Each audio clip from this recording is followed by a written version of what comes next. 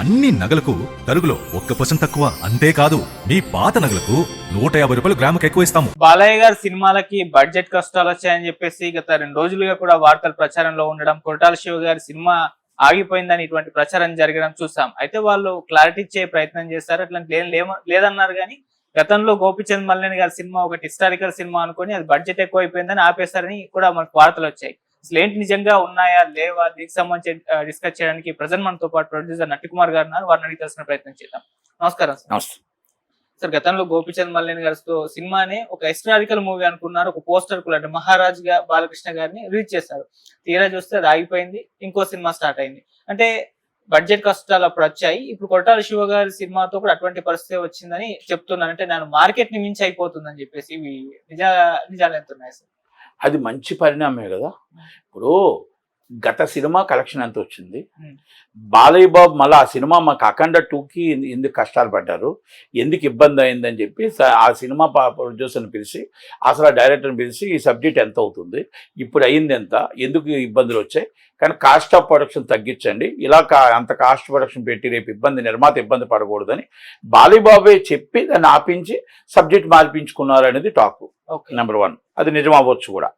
తర్వాత విషయం ఏం జరిగింది, ఇప్పుడు కూడా కొరటాల శివ గారు అవ్వచ్చు లేకపోతే ఏదైనా అవ్వచ్చు, అది మంచి పరిణామం. ఆయన హీరోగా నా బడ్జెట్ ఎంత అవుతుంది, నాతో ఎంత తీయగలుగుతున్నారు, మీరు లాభం పొందుతారా లేదా, రేపు ఉదయం మార్కెట్లో ఫ్లాప్ అయితే ఎంత వస్తుంది, హిట్ అయితే ఎంత వస్తుంది, యావరేజ్ అయితే ఎంత వస్తుంది, బిజినెస్ కాదు ఎంత కలెక్షన్ చేస్తుంది, ఆ దగ్గరలో మీరు సినిమా తీయగలుగుతారా అని హీరో ఎప్పుడు, not only is Balayya Babu, any hero తెలుసుకొని ఇది ఫ్లాప్ అయితే ఎంత వస్తుంది కలెక్షన్, యావరేజ్ అయితే ఎంత వస్తుంది, సూపర్ డూపర్ హిట్ అయితే లలిత వారి ఫ్లాప్ అవుతున్న కలెక్షన్ బట్టే ఫ్లాప్ అయితే ఎంత వచ్చింది అనుకోండి, 100 కోట్లు వచ్చింది, ఆ 100 కోట్లలో 150 రూపాయలు గ్రాముకి ఎక్కువ ఇస్తాము. రెండింటిని కలిపితే నగధరలో అలా ప్రతి హీరో కూడా తెలుసుకొని డైరెక్టర్ కూడా తెలుసుకోగలగాలి, ప్రొడ్యూసర్ కూడా తెలుసుకోగలగాలి. అప్పుడు సినిమా ఇండస్ట్రీ బాగుంటుంది. మీరు సూపర్ డూపర్ హిట్ కలెక్షన్ కంటే ఇంకా ఎక్కువగా బడ్జెట్ పెడితే దానివల్ల ఏమవుతుందంటే మీకు తేడా వస్తే ఆ ప్రొడ్యూసర్ కనబడకుండా వెళ్ళిపోతున్నాడు. నెంబర్ 1. ఆ హీరో మీద బ్యాడ్ థింగ్ పడుతుంది. నెంబర్ 2, డైరెక్టర్ మీద బ్యాడ్ థింగ్ పడుతుంది. ఈరోజు నెంబర్ 1 డైరెక్టర్స్ అందరూ కూడా మూలకి వెళ్ళిపోయారు. కొరటాల శివ కంటే పెద్ద డైరెక్టర్ లెవెల్ లేరు. Is a grateful director. Acharya తర్వాత కనబడకుండా వెళ్ళిపోయాడు కిందకి, ఆచార్య తర్వాత కిందకి వెళ్ళిపోయాడు. తర్వాత దేవరా అనే ఒక సినిమా వచ్చి జూనియర్ ఎన్టీఆర్ లైఫ్ ఇచ్చాడు. ఇది నేను చెప్తుంది నిజం, అబద్ధం కాదు. మరి ఆ సినిమా తర్వాత మళ్ళీ ఇప్పుడు స్టార్ట్ చేస్తున్నాడు.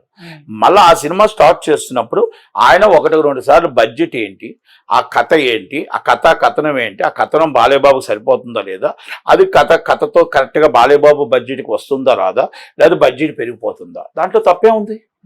ఇవన్నీ కూడా న్యాచురల్గా రెగ్యులర్ థింగ్స్. కాకపోతే సోషల్ మీడియా వచ్చింది కాబట్టి దగ్గుతే సోషల్ మీడియా, తుమ్మితే సోషల్ మీడియా అన్నింటికి వస్తున్నాయి. కానీ బాలయ్య బాబు గారు నిజంగా కానీ అది కానీ కాస్ట్ ప్రొడక్షన్స్ ఒకసారి చెక్ చేసుకోండి అన్నదో తప్పేం లేదు దాంట్లో. కనుక అలా చేస్తే మంచిది అని నేను అన్ని హీరోలు బాలయ్య బాబు గారు లాగే ప్రతి హీరో, మనం మీకు చిరంజీవి గారు చెప్పారు, కాస్ట్ ఆఫ్ ప్రొడక్షన్ కట్ చేయండి, మీరు కాస్ట్ ఆఫ్ థింకింగ్ కట్ చేయండి, డేస్ కట్ చేయండి, మీరు సినిమాని తక్కువలో తీయగలిగితేనే సినిమాకు మిగులుతాయి. అంతే తప్ప పెద్ద సినిమాలకి మీరు ఇష్టం వచ్చినట్టు బడ్జెట్లు పెంచుకొని వెళ్ళిపోయి అవి నిర్మాతకి నష్టపెట్టకండి. లాంగ్గా తీసి మీరు బాగా లాంగ్లో తీసి ఆ సినిమాని ప్రొడ్యూసర్ని ఇబ్బంది పెట్టొద్దు అని చెప్పాడు. అంటే బాలయ్య బాబు గారు అవ్వచ్చు, చిరంజీవి గారు అవ్వచ్చు, లేకపోతే వెంకటేష్ గారు అవ్వచ్చు, నాగార్జున గారు అవ్వచ్చు, ఇప్పుడు వీళ్ళంతా సీనియర్స్ అంతా ఎలా ఉన్నారో ఇప్పుడు ఉన్న వాళ్ళైతే ఉన్నారు, ఇప్పుడు మీరు ప్రెజెంట్ స్టార్స్ కూడా వాళ్ళందరూ కూడా ఆలోచించాల్సింది అంటే ఈజ్ మై మూవీ బిఫోర్ ఎంత వచ్చింది, అంతకుముందు ఎంత వచ్చింది, హిట్ అయితే ఎంత, ఇవన్నీ తెలుసుకోగలిగితేనే సినిమా ఇండస్ట్రీ కొన్నాళ్ళ పాటు బాగుంటుంది. ఇప్పుడు 3 పువ్వులు 6 కాయలుగా చక్కగా చిన్న సినిమాలు అన్ని హిట్ అవుతున్నాయి, హ్యాపీగా ఇండస్ట్రీ ఉంది, చాలా బాగుంది. విశ్వనాథన్ సన్స్ కూడా హిట్ అయింది, రేపు రాబోయే టాక్సీ సినిమా హిట్ అవ్వాలి, రేపు 25 సినిమా ఇరుముడి హిట్ అవ్వాలి. అలాగే ప్రతి సినిమా హిట్ అవుతే ఇండస్ట్రీ బాగుంటుంది, థియేటర్ వాళ్ళు బాగుంటారు, డిస్ట్రిబ్యూటర్లు బాగుంటారు, కార్మికుడు బాగుంటాడు అని మనం అనుకోవాలి కదా. అలా అనుకున్నారంటే మనం బాలయ్య బాబు గారు ఇప్పుడు చెప్పింది కానీ, చిరంజీవి గారు చెప్పింది కానీ, ఇంకోటి కానీ మనం ప్రతిదాన్ని కూడా పరిగణలోకి తీసుకొని, మనం డైరెక్టర్స్ కూడా మీరు పరిగణలోకి తీసుకొని, మల్లేని గోపీచంద్ గారు అవ్వచ్చు, కొరటాల శివ గారు అవ్వచ్చు, సో మెనీ డైరెక్టర్స్, నేను పేర్లు చెప్పను, మరి అందరూ అర్థం చేసుకోవాల్సింది, మీరు ఒక 400 కోట్లు పెట్టి, ఒక 170 కోట్లు పెట్టి 400 కోట్లు కలెక్ట్ చేసింది, 400 కోట్లు పెట్టి 400 కోట్లు కలెక్ట్ చేసింది. ఏది బెస్ట్ మూవీ? 170 పెట్టి కదా, మరి అదే కదా. అంటే Anil Ravipudi is great director, is number 1 director అని ఒప్పుకుంటారా? అంటే ఆయన తీసే థింకింగ్ చెప్పొచ్చు. ఆయన కామెడీ ఫ్యామిలీ సెంటిమెంట్కి వెళ్తున్నాడు, మేము రిస్క్ ఫైట్స్కి వెళ్తున్నాం, మేము మొత్తం టోటల్గా ఒక హీరోయిజంలో చాలా పాన్ ఇండియా మూవీకి వెళ్ళిపోతున్నాం అని. మీరు పాన్ ఇండియా మూవీకి వెళ్ళి 400 కోట్లు తీస్తే 420 కోట్లు బడ్జెట్లు అయితే, ఆయన పాన్ ఇండియా అనుకోకుండా ఆంధ్రప్రదేశ్, తెలంగాణ, తెలుగువారి దృష్టిలో పెట్టుకొని ఒక ఎంటర్టైన్మెంట్ సినిమా తీస్తే ఇస్ ద బిగ్ హీరోలతో 300 కోట్లు ఒకటి 400 కోట్లు ఒకటి కలెక్ట్ చేసిందంటే, 415 కోట్లు కలెక్ట్ చేసిందంటే ఇస్ ద గ్రేటా కాదా? ఆయన అనుసరించాలా కాదా? ఆ డైరెక్టర్తో ఫాలో అవ్వాలా లేదా? కథనం బట్టి అవుతుంది. అందుకే బాలయ్యబాబు గారు ఏమన్నారంటే, హీరోని బట్టి బడ్జెట్ సృష్టించండి, హీరో బడ్జెట్ బట్టి ఎంత అవుతుందో చూడండి, మళ్ళా ఆ సినిమాని నిర్మాతకు డబ్బులు వచ్చేటట్టు చూడండి, అందుకే director cost of production cut చేసి సబ్జెక్ట్ని కరెక్ట్గా ఎన్నుకునేటట్టు చూడండి అని చెప్పాడు. మీరు నాకు చెప్పిన దాన్ని బట్టి అర్థమవుతుంది అది కదా. మరి అది బాలయ్యబాబు గారు చెప్పినా, చిరంజీవి గారు చెప్పినా, ఇంకొకరు చెప్పినా, మనం అది మాత్రం అనుసరించవలసిన బాధ్యత, కాస్ట్ ఆఫ్ ప్రొడక్షన్ చేయవలసిన బాధ్యత మనకు ఉంది. ఇప్పుడు మీ టీవీ ఉంది, మీ టీవీ కెపాసిటీ ఎంతో, ఆ కెపాసిటీతోనే మీరు మొత్తం టోటల్గా యాడ్స్ కానీ ఇంకోటి కానీ ఇవ్వగలుగుతారు. అదే మనం టీవీ 9తో వెళ్దామో లేకపోతే ఇంకో టీవీతో వెళ్దామో అంటే అవుద్దా? అంటే ఏ బడ్జెట్కి ఆ బడ్జెటే వస్తుంది. మీ భాషలో చెప్పాను. అందుకే మా భాషలో కూడా ఏ హీరోకి ఎంత కలెక్షన్ వస్తుందో ఆ హీరో కాస్ట్ ఆఫ్ ప్రొడక్షన్ చేసుకోవాలి తప్ప, మనం ఒక హీరోని నమ్ముకొని ఇంకొక హీరోని ఊహించుకొని ఆ కలెక్షన్ అన్ని కోట్లు పెట్టి ఆ నిర్మాతను రోడ్డు మీదకి లాగి ఆ నిర్మాత మొత్తం టోటల్గా కనుమరుగైపోయే పరిస్థితి ఏ డైరెక్టర్ తేకూడదు. ఏ డైరెక్టర్ నిర్మాత అనొచ్చు, నిర్మాత కనబడట్లేదా అంటే నిర్మాత కనబడదు. అప్పుడు సినిమా అయిపోవాలా, నా హీరోకి బాగుండాలా, నా హీరో రేపు ఉదయం ఏమైనా చిన్న తేడా వస్తే నా హీరో ఏమంటాడో, నా ప్రెస్టేజ్ ఏమవుద్దో, నా పరువు ఏమైపోద్దో అని ఆలోచిస్తాడట నిర్మాత తప్ప, ఆ నిర్మాత సినిమా రిలీజ్ అయిన తర్వాత అప్పులోలు వస్తున్నప్పుడు తెలుస్తుంది, ఓహో నేను చేసిన తప్పులన్నీ అప్పులోలు వచ్చారా నా దగ్గరికి అని. ఆ ముందు మాత్రం ఆయనకు అప్పులోలు కనబడరు, ఎవరు కనబడరు, సినిమా ఏం కనబడరు, హీరో గారు కనబడతారు, డైరెక్టర్ కనబడతారు, సినిమా కనబడుతుంది అంతే. కానీ సూపర్ హిట్ అయినా కూడా నా డబ్బు మిగులుతుందా లేదా అని కూడా చూసుకోరు. ఈ నిర్మాతల్లో ఉన్న లోపం అది. ఎందుకు లోపం అంటే, ఈ నిర్మాత వదిలేస్తే ఇంకో నిర్మాత వస్తాడు, ఇంకో నిర్మాత వదిలేస్తే ఇంకో నిర్మాత వస్తాడు, ఇంకో నిర్మాత వస్తే ఇంకో నిర్మాత వస్తాడు. నిర్మాతలకి కాస్ట్ ఆఫ్ ప్రొడక్షన్ కంట్రోల్ అంటే ఏంటో తెలియదు. ఆ హీరో డేట్స్ ఇవ్వడం కోసం ఎంత ఎక్కువ ఇవ్వడానికైనా సిద్ధపడతాడు, ఆ హీరోయిన్కి డేట్స్ ఇవ్వడం కోసం ఎంత ఇవ్వడానికైనా సిద్ధపడతాడు, ఆ డైరెక్టర్ కోసం ఆ కథ కోసం ఎంత ఇవ్వడానికైనా సిద్ధపడతాడు. కానీ కాస్ట్ ఆఫ్ ప్రొడక్షన్ ఎంత అవుతుంది, మనకు బిజినెస్ ఎంత అవుతుంది అని ఆలోచించే ఒక్కరిద్దరు నిర్మాతలు తప్ప ఎవరూ లేరు. ఆ ఒకరిద్దరు నిర్మాతలు సినిమాలు తీయట్లేదు. అల్లు అరవింద్ గారు, ఆయనే సురేష్ బాబు గారు కనుక సినిమాలు తీయట్లేదు. ఆలోచించి తీశారు. ఆలోచించిన వారంతా సినిమా తీస్తున్నారు, అది. అందుకనే ఏషియన్ సునీల్ గారు కూడా మధ్య ప్రొడక్షన్ ఆపారు, అంటే తగ్గించారు. ఆయనకి తెలిసింది, ఓహో ప్రొడక్షన్ అంటే ఇది, థియేటర్ అంటే ఇది, థియేటర్ అంటే మంది, క్యాంటీన్ అంటే మంది, మల్టీప్లెక్స్లు అంటే మనవి. ఈ ప్రొడక్షన్ మన చేతుల్లో ఉండదులే. మనం వాళ్ళ దగ్గర నించోని క్యాషియర్ కింద మాత్రమే ఉంటాం కనుక ఇది మనకు సెట్ కాదేమో అని వాళ్ళ పిల్లలకు అప్పచెప్పారు. కాస్ట్ ఆఫ్ ప్రొడక్షన్ ఎలా తగ్గించాలి, ఎందుకంటే ఇది ఓన్లీ ప్రాఫిట్ మాత్రమే. ఇవన్నీ చెప్పినవన్నీ ప్రొడక్షన్ మాత్రం లాస్ ఆర్ ప్రాఫిట్ ఉంటుంది కనుక అవన్నీ కూడా ఆయన ఆలోచించి ఈరోజు తగ్గించాడు cost of production. Dil Raju గారు తగ్గించడానికి కారణాలు కూడా అయ్యే. కాస్ట్ ఆఫ్ ప్రొడక్షన్ ఎందుకు తగ్గించాడు ఆయన కాస్ట్ ఆఫ్ ప్రొడక్షన్ తగ్గించాల్సిన అవసరం లే.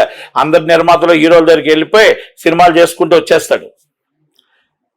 గతంలో చేయలేదు, ఇప్పుడు చేయలేదు. కథ దొరికితే సినిమా చేస్తా, కథ దొరికితే ఒక సినిమా రూపంలో తీసుకొస్తా. కనుక ఇప్పుడు నాకు కథలు దొరకట్లేదు, కథలు దొరికినా కూడా వర్కౌట్ కావట్లేదు, కథలు దొరికినా కూడా డైరెక్టర్ చేయాలంటే లాస్ వస్తుంది. లాస్ పెట్టుకొని సినిమాలు చేయాల్సినంత అవసరం లేదు, హిందీలో నాకు ఏదో డేట్స్ వచ్చాయి చేద్దాం అని ఒక ఆలోచనలో ఉన్నారు. అంటే ఈ సీనియర్ నిర్మాతల కోసం నేను ఉదాహరణకు చెప్పుకుంటూ వస్తున్నా. ఓకే. కనుక ఈజ్ ద ప్రొడక్షన్ ఏదైనా బాలేబాబు గారు చెప్పినా, చిరంజీవి గారు చెప్పినా, దిల్రాజు గారు చెప్పినా, ఇంకొకరు చెప్పినా, మనం కాస్ట్ ఆఫ్ ప్రొడక్షన్ వ్యాపారం చేయడానికి వచ్చాం, లాభం పొందటానికి వచ్చాం, ఇక్కడ బతకటానికి వచ్చాం, ఇక్కడ మనం ఇల్లు కట్టుకోవడానికి వచ్చాం, ఆస్తులు అమ్ముకోవడానికి రాలేదు. కాబట్టి నిర్మాత బాగుంటే ఇండస్ట్రీ బాగుంటుంది. నిర్మాత రోడ్డు మీద పడిపోతే సినిమా ఇండస్ట్రీ కొలాప్స్ అవుతుంది.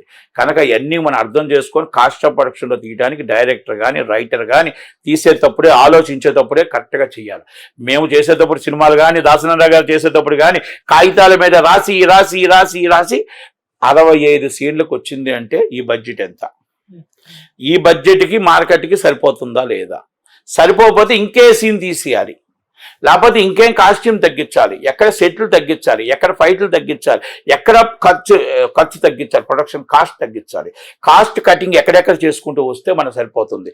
సినిమా షూటింగ్ కాదు, కాగితాల దగ్గర చేసుకుంటూ రావాలా. ఇక్కడ కూర్చుంటే దాసనారాయణ గారు ఢిల్లీలో వెళ్తూ ఏపీ ఎక్స్ప్రెస్ కి ఢిల్లీ దాకా ఒక కథ రెడీ చేసేవాడు, వచ్చేటప్పుడు డైలాగ్స్ రెడీ చేసేవాడు. That is Dasa Narayana Rao, that is Raghavendra Rao గారు. నేను అదే చెప్తున్నాను.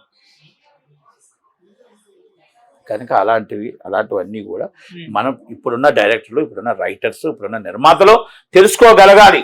ఈరోజు కౌన్సిల్ ఉన్నా, ఈరోజు ఛాంబర్లు ఉన్నా, ఈరోజు మేమున్నా, ఈరోజు నేను 64 సినిమాలు తీసి నేను సినిమాలు తీయకుండా ఉంటానికి కారణాలు అయ్యే. నిలబడి సలాం కొట్టడానికి మేము సినిమా చెయ్యం.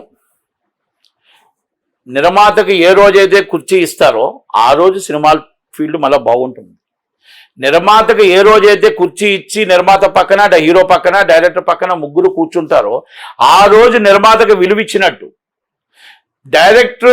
డైరెక్టర్ హీరో కూర్చొని నిర్మాత నించోబెట్టారో ఇప్పటికి ఈ పరిస్థితుల్లో ఇప్పుడు నిర్మాతకి ఆ విలువలో ఉన్నాడు. లైన్ ప్రొడ్యూసర్ కూర్చుంటున్నాడు, నిర్మాత నించుంటున్నాడు. లైన్ ప్రొడ్యూసర్ 4 కోట్లు పెడుతున్నారు, నిర్మాతకు 1 కోర పెడుతున్నారు. డబ్బు పెట్టేవాడు, తిండి పెట్టేవాడు నిర్మాత, కానీ నిర్మాతకు 1 కోరే వస్తుంది. 4 కోట్లు లైన్ ప్రొడ్యూసర్కి వస్తాయి.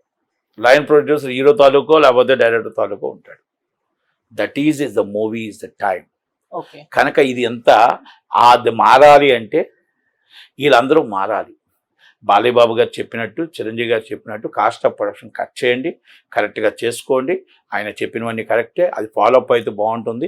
కొరటాల శివ గారు కానీ, మళ్ళీ నేను గోపీచంద్ కానీ, సోమని డైరెక్టర్, మళ్ళీ నేను అనిల్ రావుపూడి గారిని ఎందుకు తీసుకొస్తున్నానంటే ఆయన ఒక సినిమా చేసేటప్పుడు బడ్జెట్ ఎంత, పండగకు వస్తున్నట్టు ఎలాగవుతుంది ఏంటి చూసుకొని ఆచితూచి చేస్తున్నాడు. కాబట్టి ఆ పద్ధతిలో చేయమని అడగట్లేదు, కానీ అది అనుసరిస్తే బాగుంటుందని ఉద్దేశం. Thank you.